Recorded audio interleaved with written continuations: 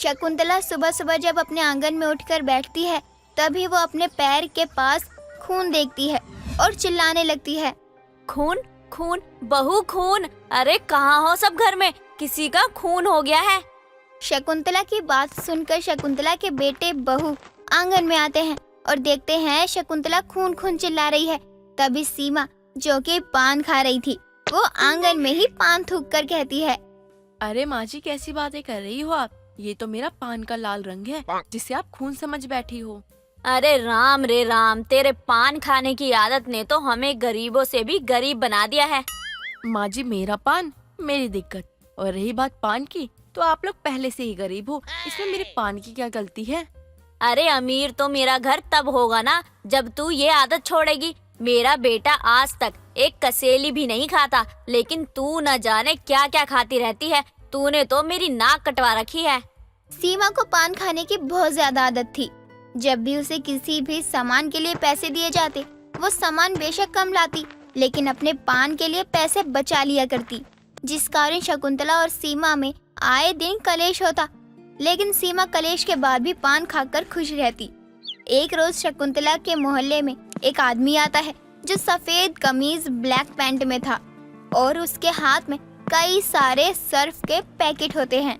आओ आओ आओ, भाइयों बहनों, अंकल चाचा चाची ताऊ नानी फूफा फापी, जो भी है सब आओ और देखिए मेरे सर्फ का कमाल। ये देखिए, इस बाल्टी में ये गंदा कपड़ा जाएगा और जब ये निकलेगा तो महीने तक ये साफ ही नजर आएगा। अरे क्या बेच रहा है तू? ये तो मुझे सरफ लग रहा है। क्या बात है, आजकल सरफ भी लोग ना जाने कैसे बेचने लग गए। अरे काकी, इस सर्फ का इस्तेमाल करके आप एक बार कपड़े धोगी ना तो महीने तक चलेगा, ना धूल टिकेगी ना मिट्टी टिकेगी, और तो और इसमें से खुशबू कभी जाएगी नहीं। उस आदमी के चिल्लाने की आवाज से मोहल्ले में लोग बाहर आते हैं। साथ ही शकुंतला और उसकी बहू सीमा भी घर से बाहर आती हैं। तो दोस्तों, तो आ गया है आपके मोहल्ले में चमकदार सफेदी लाने वाला सर्फ। अरे क्या बात है, 1 महीने तक सफेदी रहेगी और खुशबू भी, फिर तो ये सर्फ लेना ही होगा। अरे बहन जी, बिल्कुल ले लीजिए, बहुत सस्ता पड़ेगा आपको। वैसे गहरे से गहरा दाग ना ये पल भर में निकाल देगा। ये सर्फ ना नंबर 1 है। सीमा पान खाते हुए उस आदमी से बातें कर रही होती है। वहीं शकुंतला और विमला सर्फ को देखते हुए बातें कर रही थी। तभी सीमा पान उस आदमी के शर्ट पर थूक देती है। अब वो सफेद शर्ट लाल धब्बेदार हो जाती है और मोहल्ले के लोग बड़े ही हैरानी से सीमा को देखने लगते हैं। अरे भाई साहब, आप जरा इस सर्फ का प्रचार कीजिए और बताइए लोगों को, पहले इस्तेमाल करें फिर विश्वास कीजिए। चलिए चलिए, अब जरा इस सफेद कमीज पर दाग हटा के दिखाइए। अरे बहन जी, क्या कर दिया आपने? मेरी कमीज पे क्यों थूक दिया? ये अच्छा नहीं किया आपने। अरे तू ही तो अभी कह रहा था कि गहरे से गहरा दाग छुड़ाए, तो ले अब साफ कर अपनी कमीज। अरे बहन जी, आपके पास कम दिमाग है क्या?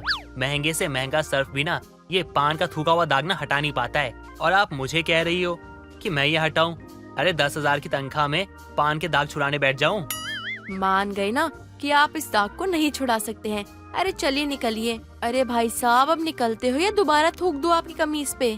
वो आदमी भी सीमा की बातें सुनकर वहाँ से भाग निकलता है और सारे मोहल्ले वाले शकुंतला की बहू का और शकुंतला का मजाक बना रहे होते हैं। अरे देख रही है ना तू शकुंतला, तेरी बहू के पान खाने के कितने फायदे हैं। अभी तो वो सरफ वाला हमें लूट ही लेता, लेकिन तेरी बहू के पान ने तो कमाल कर दिया। हाँ ठीक है, अब ज्यादा हंसने की जरूरत नहीं है। वैसे तू मुझे ये बता कि तुझे तो मेरी बहू के पान खाने पर बड़ी हंसी आ रही है, लेकिन तेरी बहू भी कौन सा कम है। कल ही उसे मैंने सुरती खाते देखा था। अरे धत, कैसी बातें करती है तू? वो तो मैं खाती हूँ, वो नहीं। बस यही सुनना था मुझे तेरे मुंह से। जब खुद का ना दिखे तो दूसरों पर भी उंगली नहीं उठानी चाहिए, समझी ना? शकुंतला को अपनी बहू की आदत पर बहुत गुस्सा आ रहा होता है। अब वो घर में जाती है और अपनी बहू को खूब सुनाती है, लेकिन सीमा को अपनी सास की बातों में कोई फर्क नहीं लगता। अब देर शाम शकुंतला का बेटा काम से घर आता है और अपनी माँ को पैसे देता है। चलिए कुछ पैसे मैं जमींदार को दे दूंगी ताकि उसका मुंह तो बंद हो जाए। अरे माँ जी, इतना कर्जा लेने की जरूरत ही क्या थी? अरे जरूरत तो थी बहू, अब अपनी बेटी की शादी की है तो उसे कुछ दूं भी नहीं क्या? हाँ, बेटियों की शादी की कर्ज तले माँ बाप को तो दबना ही पड़ता है। लेकिन मैं तेरे कर्ज तले दब रही हूँ बहू। कल मुझे पान वाला मिला था और वो कह रहा था कि उसके तूने 5,000 सिर्फ पान के उधार कर रखे हैं। अब तू कहे तो उस पान वाले को अपनी ये जमीन दे दूं ताकि वो तुझे सारी जिंदगी पान खिलाता रहे। अरे क्या बात है माँ जी, आप मेरे लिए इतना सोचती हैं। बेशक आपकी जुबान कभी कभी फिसल जाती है, लेकिन सच कहूँ आप जैसी सास तो भगवान सभी को दे। आखिरी बार बहू तुझे कह रही हूँ कि तू ये पान खाना छोड़ दे, वरना मैं तुझे अपने बेटे और इस घर से निकाल दूंगी। फिर बैठी रही हो सारी जिंदगी अपने बाप के घर पर। लोग कहते हैं बहू बेटी लक्ष्मी होती है, लेकिन तू तो लक्ष्मी को भी यहाँ से भगा चुकी है। माँ जी आप मेरे एक पान खाने के लिए मुझे इतना सुना रही हैं। सीमा को अब भी अपनी सास की बातों से कोई फर्क नहीं पड़ता और इतना कलेश होने के बाद भी वो पान खाने पहुंच जाती है।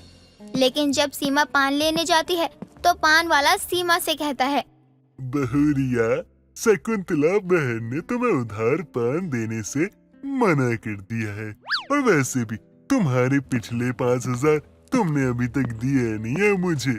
वो दे दो तब खाना पान, वरना मैं पान नहीं दे सकता हूँ।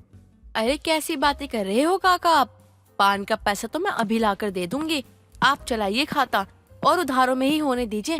5-10 हजार रुपए तो हो ही जाएंगे। अरे नहीं नहीं बहुरिया, ऐसे कैसे चलेगा?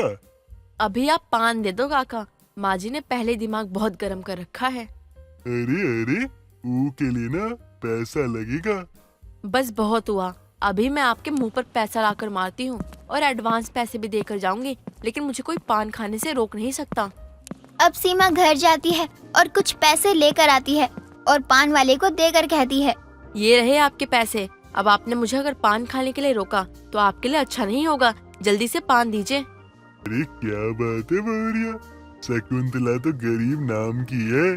देखो तो जरा, पान पे कितना पैसा बर्बाद कर दिया। रुतबा है रुतबा, और गरीब होते हुए भी पान पे इतना खर्चा करना ना किसी की बस की बात नहीं है। अरे अरे, मानना पड़ेगा बहुरिया। ये ले 2 पान खा तू, एक पान तेरे पैसों का और एक पान मेरी तरफ से। इधर शकुंतला के घर जमींदार के आदमी पैसे लेने के लिए खड़े होते हैं और शकुंतला को पैसे कहीं मिल नहीं रहे होते और जमींदार के आदमी भी शकुंतला के घर का सामान फेंकने लग जाते हैं। अब सीमा भी पान की दुकान से आ ही रही होती है। अरे अरे, ये तुम क्या कर रहे हो? माँ जी आप इन्हें रोकते क्यों नहीं है? अबे ओए रुक जा, लगाऊं 4 डंडा, दिमाग हो जाएगा ठंडा। अरे बहू मुझे पैसे नहीं मिल रहे हैं, और तो और ये पैसे ना मिलने पर सामान फेंक रहे हैं। अरे माँ जी वो तो मैं भूल ही गई, जो आपने तिजोरी में पैसे रखे थे ना वो जमींदार को ही देने थे। तो तूने वो पैसे लिए? ला पैसे वो दे दे मुझे ताकि मैं इनको भगाऊं यहाँ से।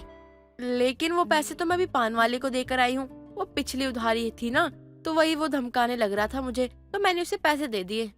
अरे बहू तूने तो गरीबी में मेरी जान ले रखी है, ये क्या किया तूने बहू? जमींदार के आदमी भी शकुंतला के घर का सारा सामान बाहर फेंक देते हैं और सामानों को तोड़ फोड़ देते हैं।